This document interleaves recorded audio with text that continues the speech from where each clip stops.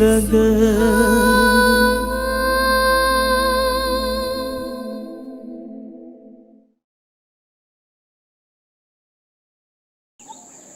ඔයාලට මගේ වෙනසක් මුකුත් පේන්නේ නැද්ද?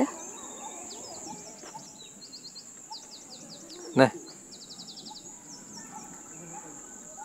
මොකක්ද අනේ? මට පේන්නේ දැන් ඔයා මං ගැන කිසිම අවධානයක් නෑ වගේ. අප්සාරි. විකාර කතා කියන්න එපා. මම මටත් වඩා අවධානය යොමු කරන්නේ ඔයා ගැන. ඔය බොරු. එහෙනම් ඉතින් ඔයාට මගේ වෙනස පේන්න එපා.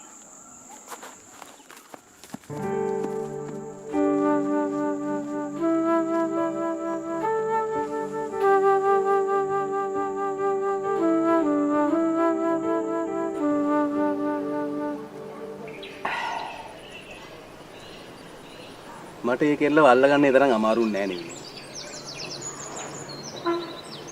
මම දන්නවනේ දක්ෂයි කියලා. ඒකනේ මම වැඩේ ඔයාලට බාර දුන්නේ. කොහොම දිගටම කරගෙන යන්න. එතකොට මටත් ලේසි මගේ ටාගට්ස් වලට යන්න. මම මෙහෙම ඇහුවට මොකොත් හිතන්න එපා. අවංකවම කියනද ඔයාගේ ටාගට් එක මොකද්ද කියලා?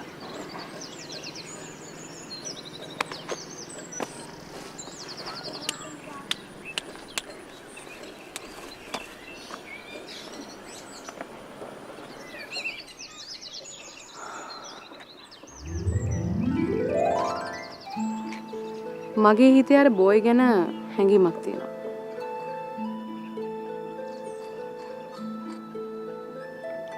කවුද? හර්ෂණ ගැන? ඔව්. මට හිතෙනවා එයාව අර අප්සාරියෙන් උදුර ගන්න. මගේ කරගන්න. එයාත් එක්ක සතුටින් ජීවත් වෙන්න. අපේ මේ ලයිෆ් එකට ඔය හීන හරියන්නේ නෑ විනු. අපි දැන් කානුවට වැටිලා ඉවරයි. අපි දැන් අතපය කඩාගෙන ඉවරයි.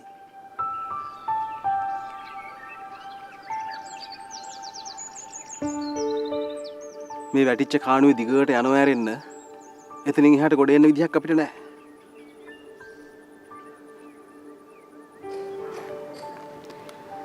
අපි නැති බැරි කමට මෙතනට ආව මිසක් වුමනාවෙන් මෙතනට ආවේ නෑ නේද?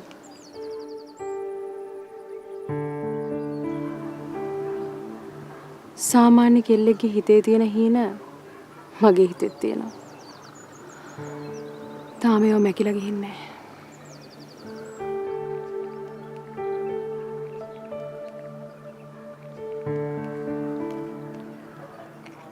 මම අනිත්‍යගේ ජීවිත විනාශ කරන්න බාරගත්තේ මගේ අම්මගේ ජීවිත රැකගන්න.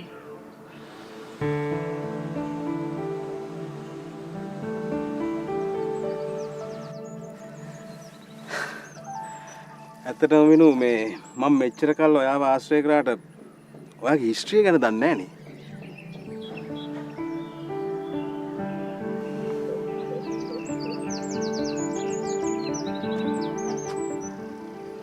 එහෙම හැමදාම මතක් කරන්න තරම් මට සුන්දර අතීතයක් තිබෙලා නැහැ.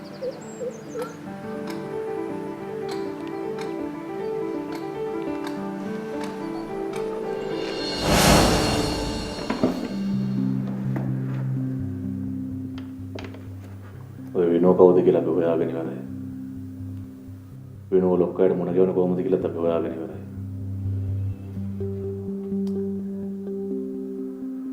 විනෝ ඊගම කණ්ඩ හේන් ගොවිතැන් කරන දුප්පත් පවුලක්.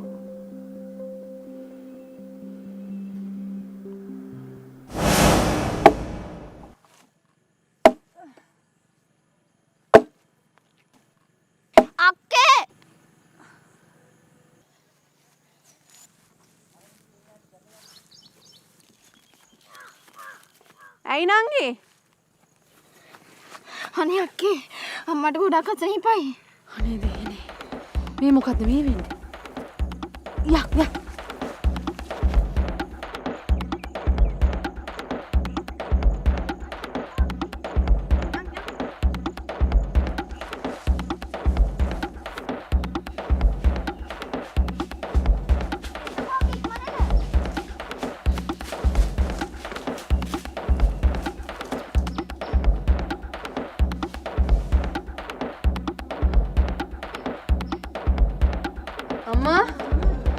අම්මේ අම්මේ අම්මේ අම්මේ ඇයි අම්මේ අපි අම්මව ඉස්පිරිතාලෙට යමු.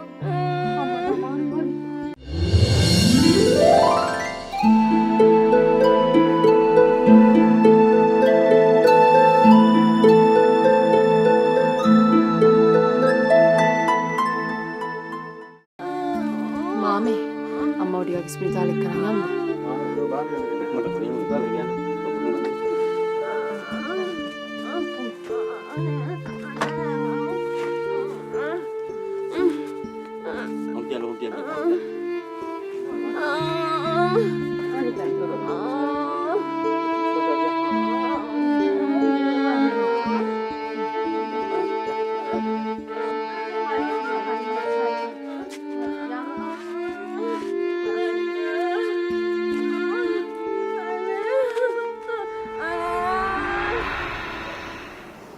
මගේ අම්මා දෙකින් දෙකටම අසනීප වුණා.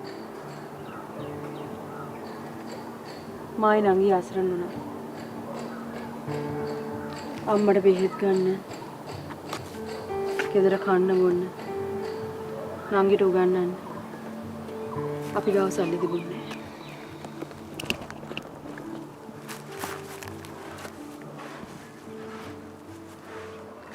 දර කැපුවත් එච්චර සල්ලි ප්‍රමාණයක් අපිට ලැබුණේ. අනික දර කපන්න වෙලාවක් තිබුණෙත් නැහැ. ඒ නිසායි මං අන්තිමට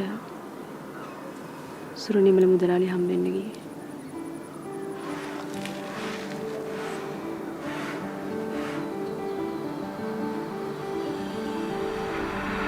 ඔයාලගේ මහන්තත් දෙන බම් මේ සේරටම මුල මං උඹට මුලදීම කිව්වා මගේ හේනට වරෙන් කියලා වැඩට. කොහොම ආවද? නෑනේ. දැන් ඉතින් උඹගේ හොට බිම ඇනුනට පස්සේ තමයි උඹට මාව මතක් වුනේ. අම්මට බෙහෙත් ගන්න ඕනේ. නංගිට හරි බං. උඹ කියන්නේ ඔය සේරෙටම සල්ලි ඕනි කියලානේ. ඔව්. එහෙනම් ඉතින් වැඩ කරපන්. මං සල්ලි දෙන්නම්. හොඳමයි මුදලාලි. ආන් දුන්කල මේ මැස්ස උඹට කියන්න ඕනේ නෑනේ මොකද්ද කරන්න ඕනි කියලා.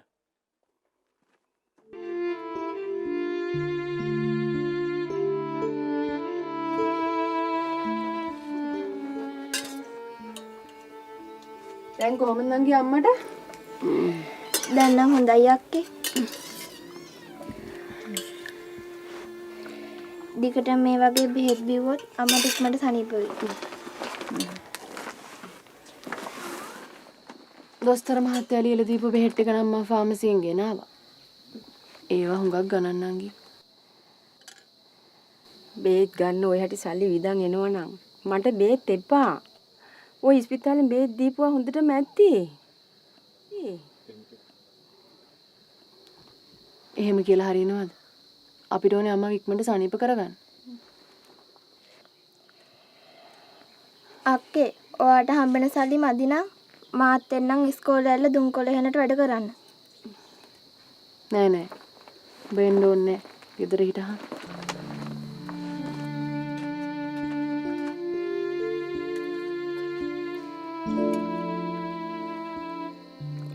කොහෙ තියෙන සල්ලිද බං ඔය තරම් දෙන්න?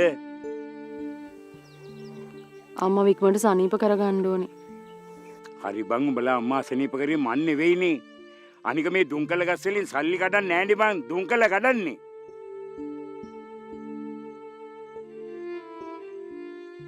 හරි ගිහින් වැඩ කරපන්.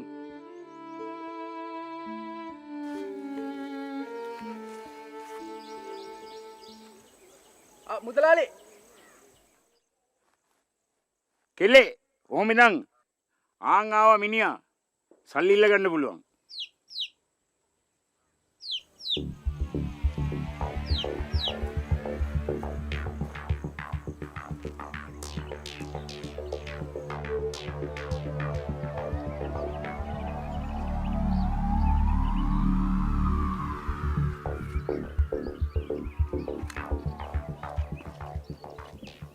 මං නංගිට 50000ක් කරන් දෙන්න.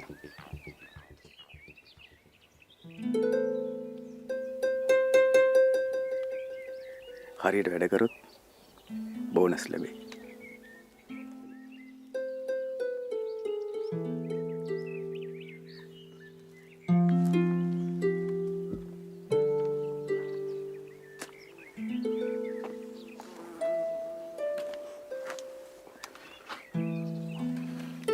මොකද කියන්නේ? කැමතිද? හා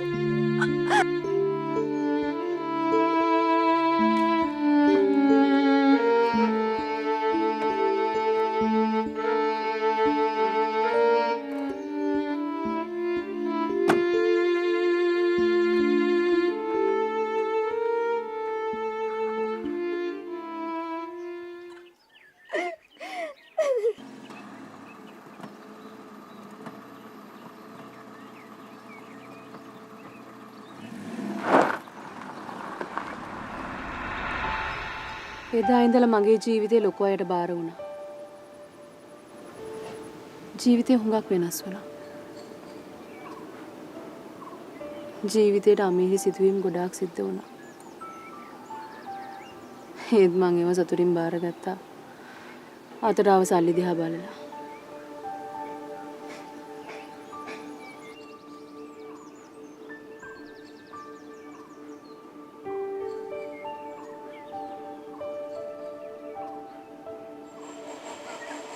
අපි යමු.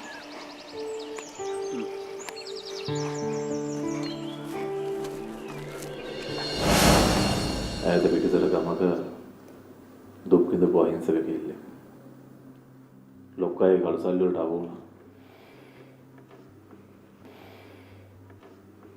විනෝඩ අර්ජුනව දැක්ක ගමන් කෑදර හිතුණා. අප්සාරිගෙන් වෙන් කරලා තමන්ගේ කරගන්න හිතුණා. ඒකයි මේ ප්‍රශ්න වලට ප්‍රධාන හේතුව. ඒක විතරක් නෙවෙයි සර්. උන් සේරමල එකතු වෙලා තරුණ තරුණියන්ගේ ජීවිත විනාශ කරා.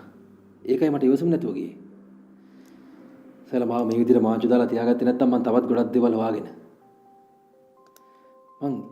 මං උදව් කරේ නීතියට සර්. අවිනීතියට නෙවෙයි. සර්ලා දන්නවද තරුණ ජීවිත කීයක් විනාශ වුණාද කියලා ඔය තුරු කදුරේ ඉඳලා? අපි හොයමින් ඉන්නේ ගැන තමයි.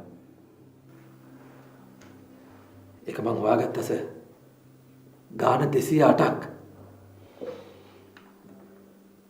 අපිට තොරතුරු ඕනේ.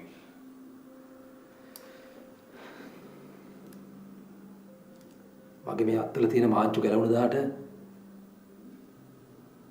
මම විස්තර කියන්නම්.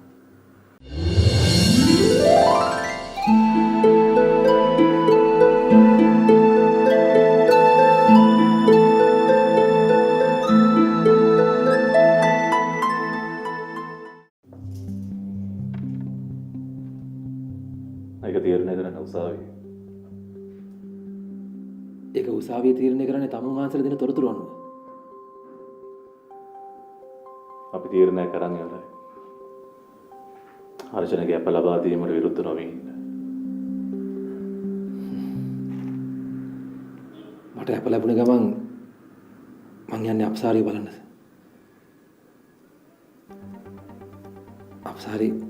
අප්සාරි කොහෙද ඉන්නේ? අප්සාරි ඉන්නේ පුරුත්තාපන කඳුර ගැන දන්නවද?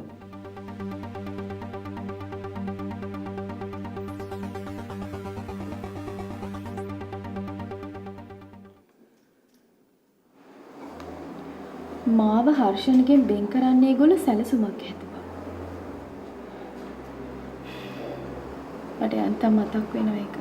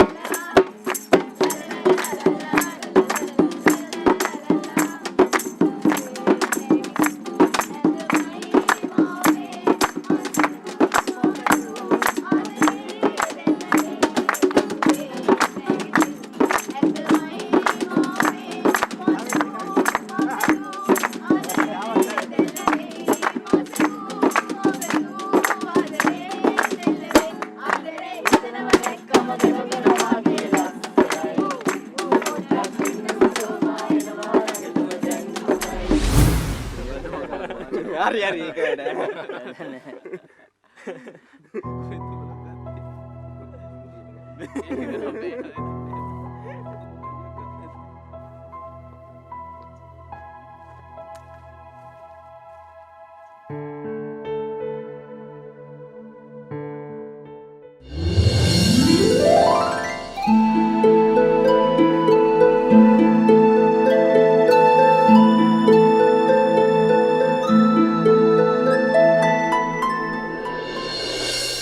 කවුද මෙතන ලීඩර්?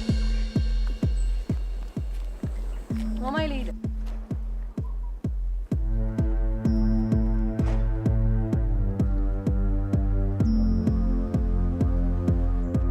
මොකද්ද මිස්ටර් ප්‍රශ්නේ? හර්ෂණව මට වැරදිකාරයෙක් විදිහටමයි පෙනුනේ. මට එයා ගැන සියුම් තරහක් ඇති වෙලා තිබුණේ.